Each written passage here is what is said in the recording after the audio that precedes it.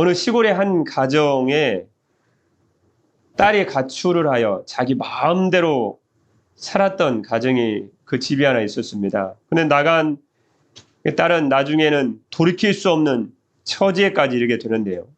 그래서 그 소년 내 인생은 다 끝났구나. 그리고 자살하려고 마음을 먹었는데 고향에 계신 오늘 어버이날인데 고향에 계신 부모님을 한번 보고 싶어서 죽기 전에 아버지 어머니가 계시는 고향이라도 한번 봐야 되겠다. 그래서 밤중에 그 고향을 방문했습니다.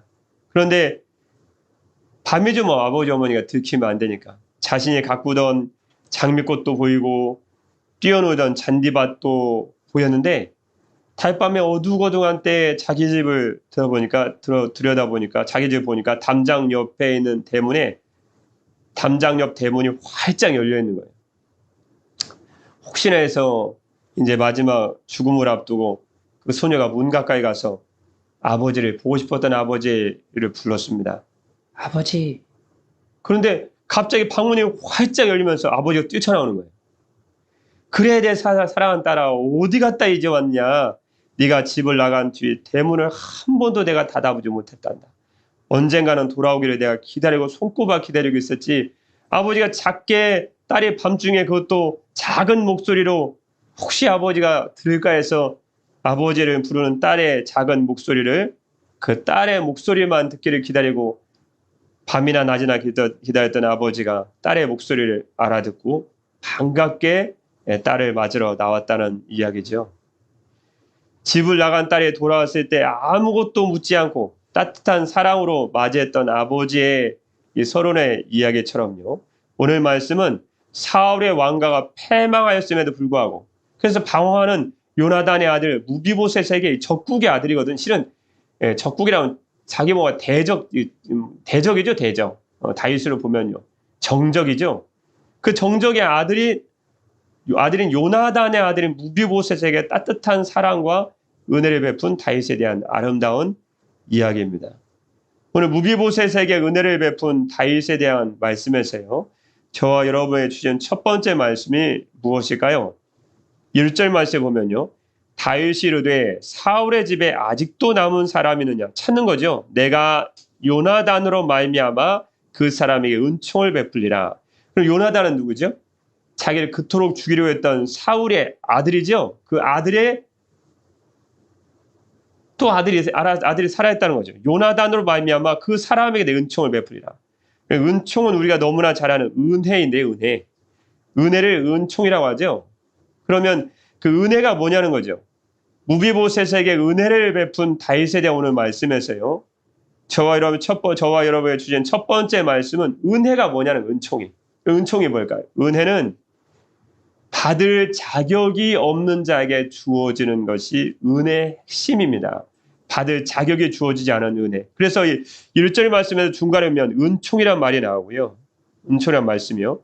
3절 말씀 중간에 봐도요. 하나님의 은총이란 말이 또 나옵니다. 그래서 이 은총이란 말씀 오늘 본 말씀에 근거해 보면 본문의 증거의 핵심적인 말씀 중에 한 단어입니다. 그 은혜란 말 무엇일까요? 이 은총이라고 번역된 1절 말씀, 3절에 하나님의 은총이라고 번역된 은총이라는 단어는요. 그럼 히브리어는 익숙치 않아도 너무나 유명한 단어죠. 헤세드라는 단어입니다. 헤세드, 다른 단어 몰라도 히브리어에서 헤세드는 알고 계셔야 되죠. 헤세드는 원래 친절, 자비 그런 뜻을 갖고 있습니다. 더 중요한 뜻은 이런 뜻에서 말미암아서요. 하나님께로부터 말미암는 당신의 언약 백성에게 부어지는 그 다음 말씀 핵심적인 단어죠. 무조건적인 풍성한 은혜와 관련하여 이야기를 할 때 헤세드라는 말씀입니다. 무조건적인 은혜. 말씀드린 것처럼요. 받을 자격이 없는 우리에게 하나님의 무엇이 주어지면 내가 은혜를 받았다. 그렇게 얘기하는 거죠. 이해되시니 믿습니다. 그러면 3절 말씀에 보면 3절 말씀이에요. 시작입니다. 왕이 이르되 사울의 집에 아직도 남은 사람이 없느냐? 내가 그 사람에게 하나님의 은총을 베풀고자 하노라 하니 시바가 왕께 아뢰되 요나단의 아들 하나가 있는데 다리 저는 잔이다 하니라. 그러면 다윗이 뭐라고 얘기했을까요? 그럼 그렇지 내가 은혜를 베풀지 이렇게 얘기했을까요? 하나님의 은혜라는 거예요. 내가 너에게 내 손을 통해서 나 왕 다윗을 통해서 내 은혜를 가지만 이건 하나님께로부터 주어지는 하나님의 은혜라는 거예요. 네 아버지 요나단 있지 않냐는 거예요. 우리 뒤에 말씀 보면 7절 말씀 중간 말씀 보면요. 내 아버지 요나단으로 말미암아 내게 또 나옵니다. 내게 은총을 이 헤세드를 내가 베풀 것이다. 그러면 이 요나단으로 말미암아 그것은 결국은 하나님으로부터 주어지는 하나님의 은혜요. 나는 하나님의 은총을 전달한 대행자에 불과하다는 거예요. 그리고 이것은 바로 너희 아버지 요나단 때문에 내게 베푸는다는 거죠. 여러분 우리 죄를 위해 죽으신 예수 그리스도의 은혜 때문에 하나님의 풍성한 구원과 하나님의 구원의 은혜와 천국의 보좌 앞에서 주님의 영광을 누릴 수 있는 은혜가 내게 주어진 것과 똑같은 관계입니다. 왜죠? 예수 그리스도 다윗은 장차 오실 메시아의 예표적인 인물이거든요. 그러니까 오늘 말씀을 통해서 결론적으로 궁극적으로 저희가 주님이 우리에게 주신 말씀은 결국 다윗의 얘기를 하고 싶으신 게 아니고요. 주님께서요.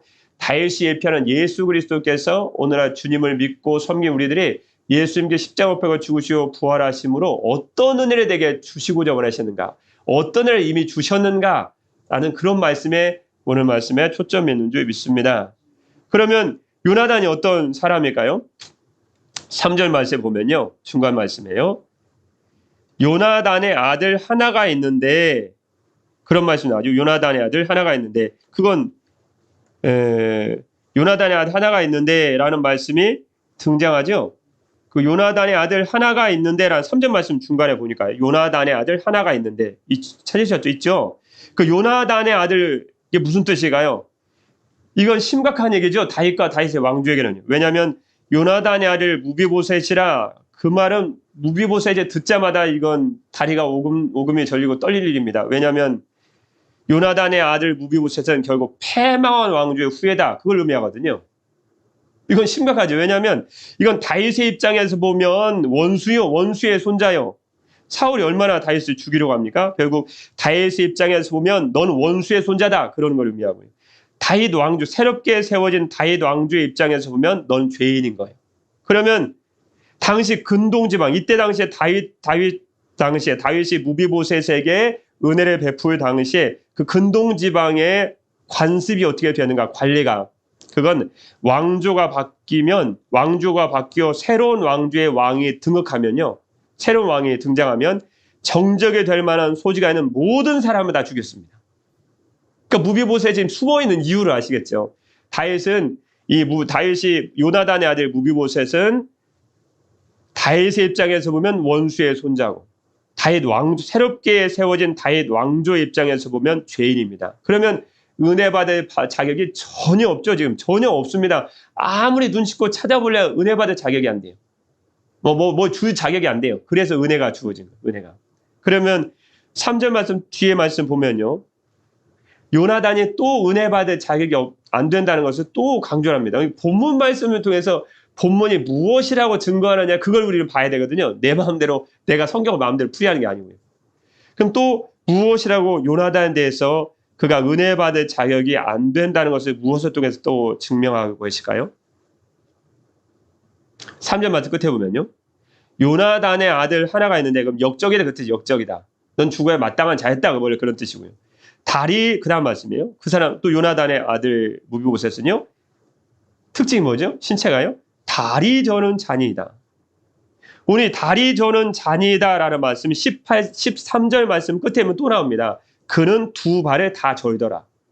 왜 사무엘하서 9장 말씀에 다리 저는 사람 자랑이라고 왜 이 말씀을 두 번 강조했을까요? 그 이유가 있습니다. 무비보셋은 5살 되던 해에 사울과 요나단의 전사 소식을 듣고 급히 도망하던 유무의 손에 원래 무비보셋이라는 아들이 있었거든요. 5살 때. 그때 사울과 요나단의 전사 소식, 이스라엘이 블레셋에게 완전히 패망했다는 소식을 듣고 유무가 너무 놀라가지고 도망가다가 그 유무의 팔에서 어린 5살 난 무비보셋이 떨어져 버린 거예요. 그래서 양다리를 다 못 써요. 다 다리를 접니다. 이것은 무슨 뜻일까요? 왜 사무엘하서 9장 말씀에는 가뜩이나 숨어 살고 어떻게 인간적으로 보면 어떻게 일면이 불쌍한 면이 보이는 그에게 왜 다리 저는 자니이다. 13절 말씀 끝에 말씀처럼요. 그는 두 발을 다 절더라. 왜 신자인 특성 요즘 이 말 들으면 좀 장애를 가진 분이 반발할 일입니다. 근데 그 이유가 있습니다. 그는 다윗의 은혜 받을 자가 안 된다. 그걸 강조하는 것입니다. 두 번을 얘기해요. 그래서 이는 무비보셋이 다윗의 은혜 받을 자가 전혀 되지 못함을 강조하는 표현입니다. 사무엘서를 통해서 말씀한 주님의 음성을 아시겠죠? 들으시겠죠? 그래서 은총이라는 단어를 세 번이나 쓰신 이유가 결국은 요나단의 아들 무비보셋은 다윗을 통해 은혜 받을 자가 안 되었음에도 불구하고 다윗이 그를 선대하고 은혜를 베풀어 주셨다. 그 말씀입니다. 무비보셋에게 값없이 은혜를 베푼 다윗의 사랑은요, 죄로 인해 하나님의 원수된 자요, 영원히 죽을 수밖에 없는 저와 여러분, 우리들을 위해 친히 자신의 몸을 대속제물로 내어주신 예수 그리스도인의 하나님 아버지께서 우리들에게 구원의 소망과 더 중요한 것은요, 하나님의 은총을 베풀어 주셨다는 것을 의미하는 말씀인 줄 믿습니다. 그래서 에베소서 2장 8절 말씀은요, 여러분 너무나 저희가 잘 아는 말씀 아닙니까? 너희는 그 은혜에 의하여 믿음으로 말미암아 구원을 받았으니 이것은 너에게서 난 것이 아니요 전혀 무비보셋은 은혜 받을 자격이 안 된다니까요. 다윗에게서 아무리 찾아봐도 이건 다윗에게는 원수의 손자요, 역적의 아들인데 어떻게 무비보셋이 은혜를 받냐는 거예요. 더군다나 다리 저는 사람이에요. 그 당시에 지금 같으면 다리 저는 분 그러면 장애우 해가지고 대접을 받고 대우를 받지만 옛날에는 때 그런 때가요. 무비보셋은 그래서 왕자로서의 지위도 안 되는 박탈된 사람이거든요. 그럼에도 불구하고 다윗이 그를 사랑하고 은혜를 베풀어 주십니다. 우리가 잘 알겠나요? 주님의 은혜로 사는 존재이지요. 그걸 성경 말씀 분명히 가르쳐 주시고 있는 줄 믿습니다. 그래서 마태복음 12장 20절 말씀에서 우리 위해서 대속의 제물로 죽으시고 저와 여러분을 사랑하신 예수님에 대한 말씀이었어요. 이건 이사야서의 예언의 말씀을 그대로 적어놓은 말씀인데요. 이런 말씀 주지 않으셨습니까? 마태복음 12장 20절 말씀이에요. 상한 갈대를 꺾지 아니하며 꺼져가는 심지를 끄지 아니하기를 심판하여 이길 때까지 하리니 또한 이방들이 그의 이름을 예수님의 이름 메시아 구원자 이름을 바라리라 함을 이루려 하심이니라. 무비보셋은 다 꺼져가는 등불과 같았습니다. 소망이 다 사라져가는 사람이었어요. 이미 꺾여버린 갈대요. 근데 주님이 다윗을 통해 그 은혜를 베풀어 주시는 거예요. 왜요? 요나단이라는 사람 때문에. 요나단. 우리 예수 그리스도로 주님의 아들 된 예수 그리스도 때문에 우리에게 은총과 은혜를 받는 거랑 똑같은 이치입니다. 오늘 말씀은 결국 그래서 우리 다윗을 통해 예표된 우리 구원자 되신 예수님의 은총을 받는 우리가 얼마나 자격이 없는 사람이었는데 주님 우리에게 은혜를 베풀어 주셨다라는 것을 증거하는 분명한 말씀인 줄 믿습니다. 무비보셋에게 은혜를 베푼 다윗에 대한 말씀에서요, 저와 여러분에게 주시는 두 번째 말씀 무엇일까요? 그러면 다윗이 무비보셋에게 어떤 은혜를 베풀어 주셨냐는 거예요. 궁금하지 않습니까? 무비보셋에게 주님이 어떤 은혜를 베풀어 주셨을까요? 세 가지의 은혜를 베풀어 줍니다. 이건 주님께서 죄로 인해 죽을 수밖에 없는 우리들에게 예수 그리스도로 말미암아 베풀어 주시는 하나님의 은혜를 미리 보여주는 예표적인 사건인데요. 첫 번째는 7절 말씀입니다. 7절이요. 무슨 은혜를 베풀어 주었을까요? 재산을 회복시켜 줍니다. 7절입니다. 시작입니다. 다윗이 그에게 이르되 무서워하지 말라. 내가 반드시 내 아버지 요나단으로 말미암아 내게 은총을 베풀리라. 내가 내 할아버지 사울의 모든 밭을 다 내게 주겠고. 아멘. 그래서 실은 2절 말씀이면 사울의 집에 종이 한 사람이 있었는데 2절 말씀은 안 되었죠. 그 종의 이름이 시바였습니다. 다윗이 무비보셋을 찾을 때 요나단의 후손을 찾을 때 시바를 불러드리거든요. 그런데 시바가 10절 말씀을 보면 굉장히 부자입니다. 10절 말씀 끝에 오면 아들이 15명이요. 종이 20명입니다. 그러면 2절 말씀에 종 한 사람이 있는데 종은 그 당시 노예를 가리키는 히브리어 단어입니다. 여러분 노예가 10절 말씀 끝에 보면요. 아들이 15명이요. 종이 20명입니다. 그럼 노예가 아니죠? 거부 중에도 상당히 거부죠. 지금 사울의 재산 착복한 상태입니다. 무비보셋은 어차피 저는 다리 전 사람이니까 네가 쫓아오겠냐 나를. 넌 어차피 사울 안 가고 다윗의 역적이고 적이고 원수의 네가 손자인데 네가 아무리 내 재산 달라고 하냐 내가 주나 봐라. 그리고 무비보셋은 말도 않고 사울의 재산을 관리하는 관리자였던 것 같습니다. 그러니까 사울이 죽었으니 뭐 얼큰이 다 잡힐 거죠 뭐. 그래서 아들이 15명이 아마 첩도도 뒀겠죠. 그리고 종이 20명입니다. 사울 왕이었으니 얼마나 재산이 많아 그걸 몰래 관리를 했겠습니까? 그래서 그걸 다 착복했다는 것을 알 수 있습니다. 그래서 결국은 그 무비보셋의 재산을 주님이 그 다윗을 통해서 주님이 다 되돌려주게 하시는 다윗이 무비보셋의 재산을 회복합니다. 뭐라고 얘기해요? 뭘까요? 7절 말씀 중간에 내가 내게 은총을 베풀리라. 내가 내 할아버지 사울의 모든 밭을 다 네가 줄 것이다. 야, 씨바, 네 거 다 가져와. 원래 이거 사울의 손자 거잖아. 놀러 와. 그래서 나가 저 같은 하는 거 분반만 때려줄 건데, 야, 네 관리인이 네가 착복하라 가지고 세워졌어. 그랬을 텐데 다시 아무 말도 안 하는 거 보니까 참 마음이 넓었던 것 같아요. 예전 같으면 그냥 그 자리에서 그냥 회개하고 엇부러질 판인데, 하여튼 그래서 결국 무비보셋의 재산이 다 회복이 됩니다. 이것은 예수 그리스도로 다윗이 예표하는 인물인 결국 하나님의 메시아이신 하나님의 아들이신 예수님으로 말미암아 주님의 나라인 천국을 우리가 기업으로 얻게 될 것을 의미하는 말씀입니다. 우리가 죄로 인해서 에덴 동산을 뺏겼지 않습니까? 너 사탄 일로 와. 너 네가 네 거 아니잖아 이거 원래. 주님이 다 뺏어가지고 주님이 하나님의 나라, 더 좋은 하나님의 에덴 동산과 비교할 수 없는 더 좋은 하나님의 나라를 우리에게 기업으로 주신 줄 믿습니다. 그래서 야고보서 2장 5절 말씀에 보면요. 내 사랑하는 형제들아 들을지어다. 하나님이 세상에 대하여는 가난한 자를 택하사 믿음에 부유하게 하시고 그 다음 말씀이에요. 또 자기를 사랑하는 자들에게 그 다음 말씀이에요. 약속하신 나라를 결국 주님의 나라 천국이죠. 약속하신 나라를 유업으로 기업으로 받게 하니 하셨느냐. 결국 주님께서는 잃어버렸던 에덴보다 더 좋은 천국과 하나님의 나라를 저와 여러분의 기업으로 소유로 이어받게 하신 줄 믿습니다. 그래서 베드로전서 1장 3절 말씀에 보면요.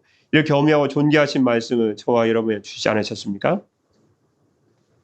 베드로전서 1장 3절 말씀에 보면 우리 주 예수 그리스도의 아버지 하나님을 찬송하리로다. 왜요? 그의 많으신 긍휼대로 예수 그리스도를 죽은 자 가운데서 부활하게 하심으로 말미암아. 그 다음 말씀이에요. 우리를 거듭나게 하사 산 소망 있게 하시고 살아있는 소망 있게 하시고 그 다음 말씀이에요. 4절 말씀이에요. 썩지 않고 더럽지 않고 쇠하지 아니하는 유업을 있게 하시나니 그 유업이 뭐예요? 곧 너희를 위하여 하늘에 간직하신 것이라. 하나님의 나라에 우리에게 소유를 주신 거예요. 그게 무비보셋이 잃어버렸던 재산을 회복한 그 의미에 다 담겨있는 말씀입니다.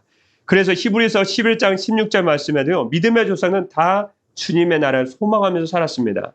히브리서 11장 16절 말씀에 보면요. 그들은 아브라함과 이삭과 야곱과 사라 같은 다 믿음의 조상입니다. 믿음으로 살았던 믿음의 사람들이죠. 저와 여러분들 같이요. 그들이 이제는 더 나은 본향을 사모하니 곧 하늘에 있는 것이라. 이러므로 하나님이 그들의 하나님이라 일컬음 받으심을 부끄러워하지 아니하시고 그들을 위하여 한 성을 예비하셨느니라. 아멘. 그러므로 우리는 이 땅이 좋다고 그러면 안 돼요. 이 땅이 좋다고 그러면 이 땅은 네가 가져라. 이 땅은 사라질 것인데. 아브라함과 이삭과 야곱과 그의 사라 같은 아내들은요. 고향이 있음에도 불구하고 본향을 사모하지 않았어요. 하늘에 있는 영원한 본향을 사모했다는 거죠. 그런데 주님께서 그러냐? 그럼 내가 너희 하나님이라고 내가 부끄러워하지 않아. 너희 하나님이다 내가. 그리고 너희가 너를 위해서 한 하나님 나라, 그 하늘에 한 성, 한 시티, 한 도시를 예비하실 것이다. 원주 좋죠? 그러나 이것보다 비교할 수 없는 하나님의 도시를 한 성을 예비해 주신 줄 믿습니다. 두 번째, 무비보셋에게 주님은 다윗을 통해서 무엇을 회복하도록 하셨을까요? 7절 말씀 중간 말씀에 보면요.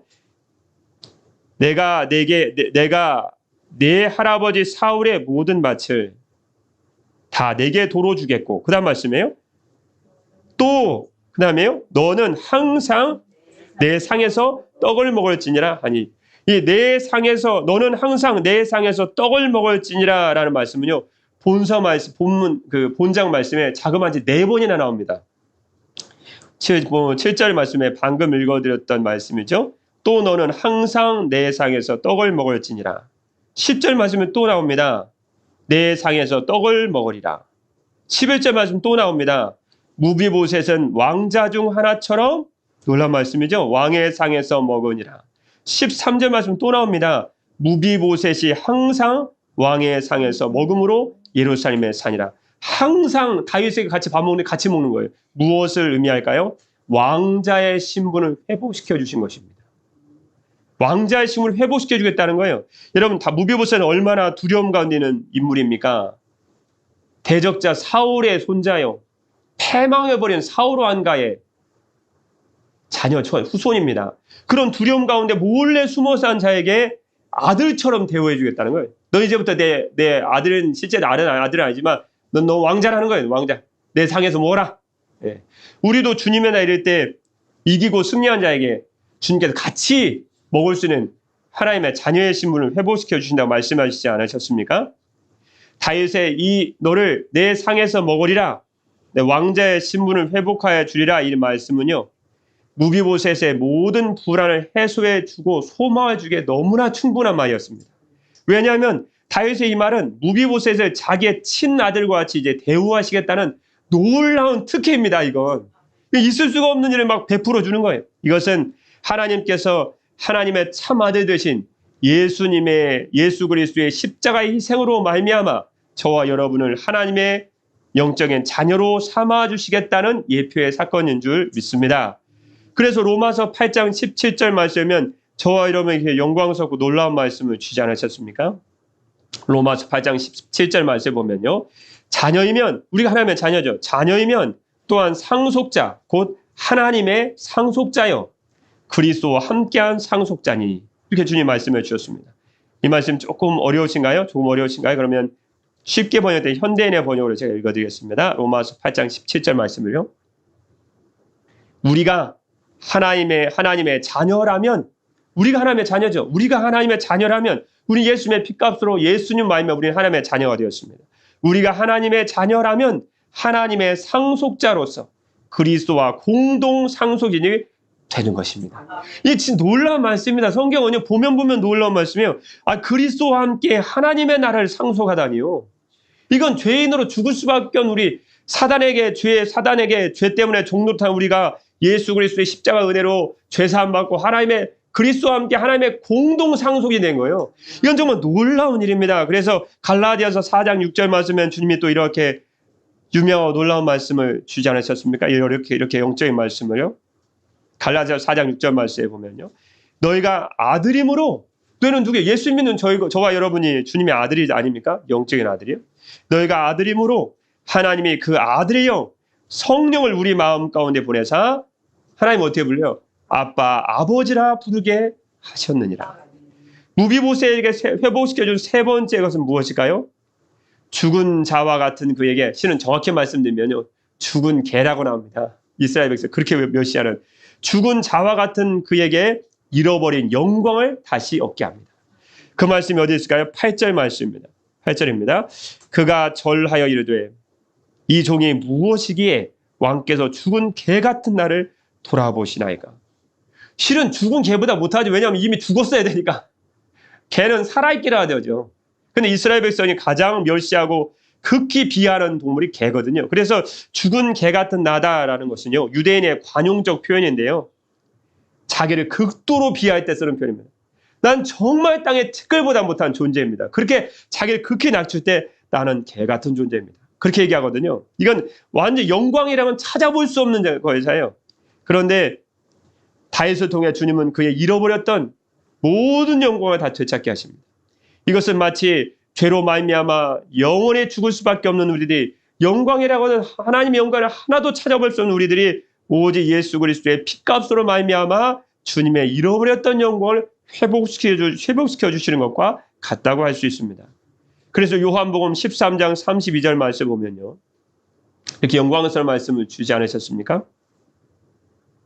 만일 하나님이 그로 말미암아 영광을 받으셨으면 하나님도 자기로 말미암아 그에게 영광을 주시리니 곧 주시리라.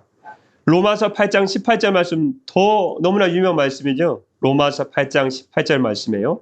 생각하건대 아무리 생각해봐도 그 뜻이죠. 현재의 고난은 장차 우리에게 나타날 영광과 비교할 수 없도다. 너무나 영광스러운 말씀이죠. 그 영광을, 주님 나라의 영광을 저와 여러분에게 주신 줄 믿습니다. 여러분, 오늘 말씀과 너무나 유사한 말씀이 누가복음 15장 말씀에 보면 나오죠. 돌아온 탕자 비유. 누가복음 15장 20절 말씀에 보면요. 이에 일어나서 아버지께로 돌아가니라. 아직도 거리가 먼데 아버지가 그를 보고 측은히 여겨 달려와 목을 안고 입을 맞추니, 자랑할 게 뭐가 있어요? 자기 아버지 재산 반 가지고 다 허랑방탕하게 기생과 놀고 술 마시고 세상을 다 누고 다 탕진해버린 아들을, 아이고 이제 회개하고 아버지가 돌아가야 되겠다. 아버지께는 먹을 것이 얼마나 많은가. 돌아왔더니 먼 곳에서 아버지가 아들을 보고 달려가는 거예요. 옛날 이스라엘 백성은 뛴다는 것은요, 어른이 뛴다는 건 생각할 수도 없는 일입니다. 요즘 많이 뛰지만 신발이 벗어질 정도 뛴 거예요. 그리고 목을 안고 자랄 것이 없고 아무것도 받을 자격이 없는 그에게 목을 안고 입을 맞추고 달려가서 목을 안고 입을 맞춥니다. 그리고 누가복음 15장 21절 말씀 보면요, 이렇게 얹어서 나온 말씀 있죠. 아들이 이르되 아버지, 내가 하늘과 아버지께 죄를 지었사오니 지금부터는 아버지의 아들이라 일컬음을 감당하지 못하게 했나이다. 아버지는 종들에게 이르되 제일 좋은 옷을 내어다가 입히고, 두 번째는요, 손에 가락지를 끼우고 발에 신을 신기라. 그리고 살찐 송아지를 끌어다가 잡으라. 우리가 먹고 즐기자. 이 내 아들은 죽었다가 다시 살아났으며 내가 잃었다가 다시 얻었노라. 여러분, 아버지가 돌아온 탕자, 잃어버렸던 아들, 그러나 죄를 지었지만 회개하고 돌아온 아들에게 준 첫 번째 선물인 제일 좋은 옷은 무엇인가요? 이건 영광의 회복입니다. 이 제일 좋은 옷은요, 잔치나 연회할 때 입는 가장 아름다운 의복을 예배합니다. 농에 가봐라, 어디서 굴러 들어온 옷이 하나 걸렸으니 가져오거라. 이게 아니고요, 가장 좋은, 이거 가장 좋은 아름다운 의복이라는 의미는요, 잔치의 주인공이 되었다, 그런 의미를 가지고 있습니다. 이건 잃어버렸던 모든, 이제는 죄로 인해 종살이하고 모든 아버지의 제사 탕진해서 허랑방탕 먹을 것이 없어 떠돌이 신세로 방황하던 아들이 아니고 너에게 잔치의 주인공이라는, 잃어버렸던 모든 영광을 네게 주겠다는, 이게 제일 좋은 옷을 입혔다라는 의미인 줄 믿습니다. 실로 엄청난 축복이요, 특권이 아니라고 할 수 없는데요. 두 번째, 돌아온 탕자 아들에게 주신 손에 가락지를 끼우는 축복은 무엇일까요? 이것은 네가 이제는 사랑하는 아들로서, 자녀로서의 지위를 회복하였다, 그걸 의미합니다. 원래 가락지는 부와 위엄을 표시하는 도구거든요. 그 당시에 손에 가락지를 끼워준다는 것은요, 내가 너를 정말 사랑한다, 넌 남달리 귀엽게 여겨 내가 너를 특별히 사랑하노라, 그럼 가락지를 끼워줘요. 그래서 아들의 종이 아니고 방황자가 아니고 아들의 지위로서의 신분을 회복시켜주는 것입니다. 오늘 무비보셋에게 다윗성이 베풀어 주신 것과 너무나 흡사하고 비슷하죠. 그래서 결국 하나님께 영광을 회복시켜주는 제일 좋은 옷을 입히고, 자녀로서의 지위를 회복시켜주시는 손에 가락지를 끼우고, 발에 신을 신긴다라는 말씀은 그 당시에 종이나 노예는 발에 신을 안 신습니다. 여러분 신발 신고 오셨죠? 여러분 그리스도 안에서 자유인인 줄 믿습니다. 자유니까 신발을 신는 거예요. 난 자유인이다, 난 종이 아니라는 거예요. 그래서 결국은 발에 신을 신기다라는 말씀은요, 종과 같은 신분으로 전락했던 아들의 지위가 자유로운 신분인 자유자가 되었다, 그걸 의미합니다.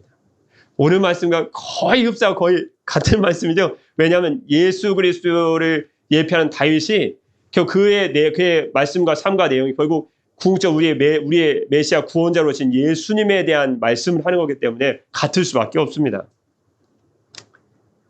요한복음 8장 34절 말씀에 보면요, 그래서요, 예수께서 대답하시되 진실로 진실로 너에게 이르노니 죄를 범하는 자마다 죄의 종이라. 종은 영원히 집에 거하지 못하되 아들은 영원히 거하나니. 누가 우리를 자유롭게 하셨을까요? 그러므로 하나님의 아들 예수님이시죠? 아들이 너희를 자유롭게 하면 너희가 참으로 자유로우리라.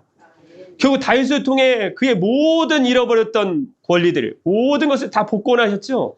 자녀로서의, 왕자로서의 권위, 그 다음에 잃어버렸던 재산들, 그의 잃어버린 명예, 영광을 다 찾게 하셨습니다.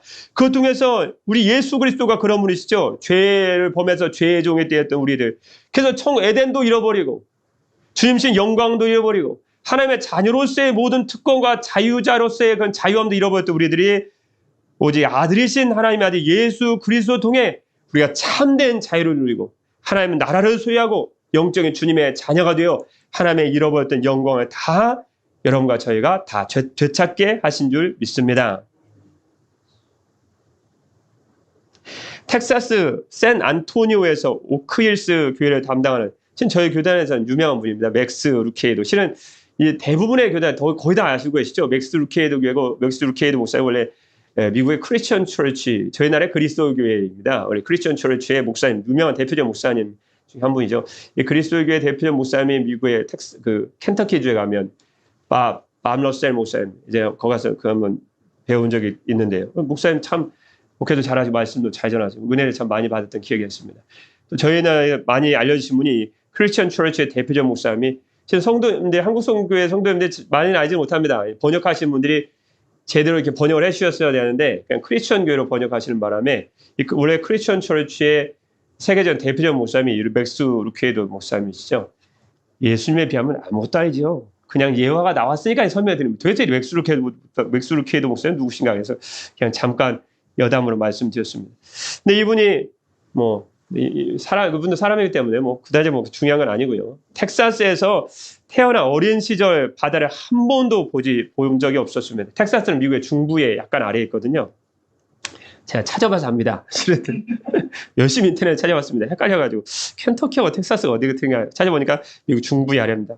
저 목사님 어떻게 미국을 꿰뚫고 있을까? 그게 아니고 찾아봤습니다. 찾아봤더니 미국 중부의 아래에 있더라. 켄터키하고는 좀 거리가 좀 떨어졌더라고요. 근데 맥스 루케이도 목사님이 어렸을 때 텍사스라는 곳이 바다하고는 좀 거리가 있지 않습니까? 남부가 아니면요. 기껏해야 동네 연못이 고작인 곳에 그런 동네에 살고 있었는데요. 그러다가 10살이 되던 해 이 맥스 루케이도 목사님이 어렸을 때니까 이 맥스는 삼촌이 살고 있는 캘리포니아, 거기는 바다가 아주 아름답죠. 바다가 바로 보이죠. 캘리포니아를 방문하게 되었습니다. 그는 바다가 너무 캘리포니아에 사는 분들은 아주 바다하고 아주 친하고 가깝게 지내시더라고요. 너무 아름답죠. 정말 아름답습니다. 근데 삼촌은 어린 맥스를 데리고 이제 캘리포니아 해변으로 간 거죠. 태평양 바다를 보여준 거예요. 그런데 한 번도 본 적이 없어요. 이 맥스 루케이도 목사님은 기껏해야 물이라고 보인 것은 동네 연못밖에 본 적이 없기 때문에 캘리포니아의 산타모니카 해변을 가니까 너무너무 아름다운 거예요. 넓은 백사장에 끝없이 펼쳐진 태평양 바다를 보고 있으니까 10살밖에 안 된 맥스 어린 루케이도 목사님 넋을 잃고 바라보는 거예요. 도대체 저게 뭐냐는 거예요. 나는 한 번도 저거 본 적도 없는데 물이 얼마나 많은지 큰 감동을 먹고 있는데 여러분들 바닷가 오랜만에 가보면 아시겠지만 끊임없이 막 파도가 막 물려오는 거예요. 저게 뭐냐 도대체. 한 번도 본 적이 없는데 나는 우리 동네 연못밖에 못 하는데 뛰어놀아봤자 개구리밖에 못 봤고 도대체 어디서 저 물이 계속 오는지 막 깜짝 놀랐고 감동했어요. 저게 뭐냐. 야 저건 파도다 파도. 저게 파도입니까? 내 생전 처음 봤습니다. 한참 물건을 보고 있는데 맥스에게 삼촌이 맥스가 이 어린 맥스 10살밖에 안 된 맥스 파도를 처음 보고 바다라는 걸 처음 보고 백사장인 걸 처음 본 맥스가 삼촌에게 조용히 이렇게 물어봅니다. 삼촌 파도가 밀려와요. 파도가. 삼촌이 파도라고 하는 그것이 막 밀려와요. 맥스는 큰 충격을 받은 듯 했습니다. 그때 삼촌이 이렇게 질문했으면 놀람 가운데 파도를 처음 보고 파도에 놀라해서 저 파도 물려온다고 놀라고 있는 맥스에게 삼촌이 물어봤습니다. 맥스 너 그거 아니? 뭔데요 삼촌? 오늘 밤에 와도 저 파도가 계속 밀려온단다. 뭐 말도 안 돼요. 어떻게 저 파도가 또 계속 밀려와요? 물이 도대체 어디서 와요? Don't kidding me. 농담하지 마세요. 네. 영어를 쓰는 사람일 때 제가 한번 흉내를 내봤습니다. 어떻게 그렇게 많은 물이 있을 수가 있죠? 말도 안 돼. 농담하지 마세요. 삼촌은 또 놀란 맥스에게 물었습니다. 맥스, 너 그거 아니? 뭔데요? 숨쉬기도 어려워서 숨쉬기도 힘들 정도로 흥분한 이 어린 10살밖에 안 된 맥스 루케이도 목사님에게 신기한 표정과 흥분한 그 맥스에게 삼촌이 다시 물었습니다. 맥스야, 1,000년 전에도 이 파도는 똑같이 밀려왔단다. 눈이 휘둥그레진 맥스가 입을 다물지 못하고 말했습니다. 마음이 진정이 안 되고 그런 거예요. 삼촌 말도 안 돼, 말도 안 돼. 2,000년 전에, 1,000년 전에 어떻게 저 파도가 시더니 지금까지 파도가 몰려오고 있죠? 이런 놀라운 맥스의 마음을 아는지 삼촌이 또 한 가지 신기한 것이 있다고 말했습니다. 맥스, 너 그거 아니? 놀라리 남았냐는 표정으로 삼촌을 바라보고 있던 맥스에게 삼촌이 이렇게 다시 얘기합니다. 우리가 다 죽고 난 후 1,000년 후에도 이 파도는 계속 밀려올 거야. 맥스는 그것이 어떻게 가능하냐는 듯이 그 넓다란 태평양 바다를 너글입고 바라보고 있었습니다. 그리고 삼촌에게 물었습니다. 들어가 봐도 돼요? 신나게 모래를 붙이고 파도를 가는데 그 파도가 자기 몸을 다 씻고 또 모래를 붙이고 파도를 가는데 파도가 자기 몸을 씻는 거예요. 그런데 여지없이 파도는 또다시 놀란 맥스, 자기에게 모래를 붙이고 달려오는 맥스 루케이드 목사님은 더 큰 팔로 안아서 그의 몸에 모래를 씻어주었습니다. 1,000번을 뛰어들어도 파도는 1,000번을 받아주었습니다. 그리고 또 모래를 씻어주었어요. 그래서 맥스는 너무 신기해서 온종일 그렇게 멈추지 않고 밀려오는 파도와 장난하며 놀았답니다. 자기 어릴 적 경험을 한참 신나게 얘기하던 예수님 설교 시간에 맥스 루케이드 목사님이 한 말씀이었는데요. 자기 어릴 적 경험을 한참 신나게 이야기하던 맥스 루케이드 목사님은 잠시 침묵을 했습니다. 그리고 성도들 한 사람 한 사람을 쳐다보는 거예요. 한 사람 한 사람. 침 넘기는 소리조차 들리지 않는 그 큰 예배당 안에 그분이 이렇게 주님의 은혜에 대해 말했습니다. 하나님의 은혜는 이와 같아서 1,000번 넘어져도 우리를 향하여 다시 밀려옵니다. 그 순간 마치 큰 교회 예배당 안에 하나님의 은혜의 파도가 정말 밀려오는 것 같은 그 느낌을 모든 성도들이 느낄 수 있었다고 합니다. 요나단의 아들 무비보셋은 사울의 왕가가 망함으로 모든 것을 잃어버렸습니다. 그러나 아무것도 받을 자격이 없는 그에게 예수님의 예표적인 인물인 다윗을 통해 주님은 그의 잃어버렸던 모든 것을 회복시켜 주셨습니다. 잃어버렸던 재산을 회복시켜 주시고 왕자의 신분을 회복시켜 주시고 더 나아가 죽은 자와 같은 그에게 그의 잃어버렸던 모든 영광을 다시 얻게 하셨습니다. 그것은 죄로 인해 에덴 동산을 잃어버린 우리들에게 하나님의 아들 예수님의 십자가의 구속의 은혜를 통해 그 희생을 통해 천국의 기업을 얻게 하시고 하나님의 자녀가 된 지위를 얻게 하시고 잃어버렸던 모든 영광을 되찾게 해주신 것과 같다고 할 수 있습니다. 마지막 이야기에 루키에드 목사님이 경험한 것처럼 이러한 주님의 은혜의 파도는 지금도 몰려오고 있습니다. 예수님으로 말미암은 은혜의 파도는 우리들이 지은 모든 죄를 씻고도 우리들에게 천국의 기업을 다 물려주시고도 하나님의 자녀된 신분과 잃어버렸던 모든 영을 회복시켜 주시게도 조금도 부족함이 없는 은혜의 파도입니다. 오늘도 주님께서 저와 여러분들에게 베풀어 주신 이 은혜에 감사하며 그분의 영광을 한없이 찬양하는 우리 사랑하는 성도님 되시기를 주님의 이름으로 축복합니다. 할렐루야. 기도하겠습니다. 이르시되 내가 은혜 베풀 때 너에게 듣고 구원의 날에 너를 도왔다 하셨으니 보라 지금은 은혜 받을 만한 때요 보라 지금은 구원의 날이로다. 아멘. 사랑의 우리 주 하나님 아버지, 주님의 은혜의 파도는 지금도 우리들에게 몰려오고 있는 줄 믿습니다. 저희 같은 죄인들을 위해 예수님의 십자가의 희생으로 말미암아 은혜의 파도는 우리들이 지은 모든 죄를 씻고 저희들에게 천국의 기업과 하나님의 자녀된 신분과 그리고 잃어버렸던 모든 영광을 되찾게 하시는 줄 믿습니다. 넘치는 은혜의 파도가 이 시간 주 예수 그리스도로 말미암아 저희들에게 임하게 하여 주옵소서. 오늘도 주님 주시는 풍성한 은혜 가운데 이러한 은혜를 주신 주님께 감사와 찬송과 영광을 돌리기만을 간절히 기도합니다. 십자가의 희생을 통해 저희들의 영혼을 죽을 수밖에 없는 저희들의 영혼을 구원해 주신 주 예수 그리스도의 이름으로 기도드립니다. 아멘.